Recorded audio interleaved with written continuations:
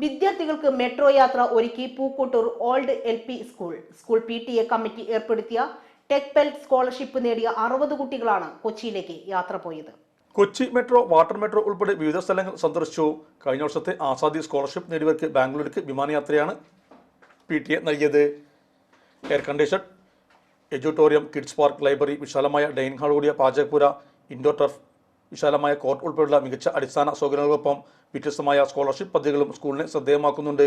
School alumni Qatar chapter ആണ് യാത്രയ്ക്ക് സാമ്പത്തിക പിന്തുണ നൽകിയത്.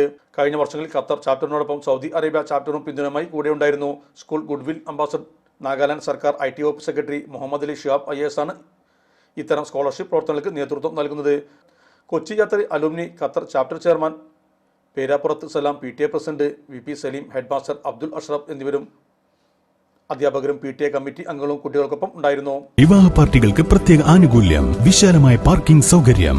Sahara golden diamonds, Kottappadi, Malappuram. Phone 9744 912 916.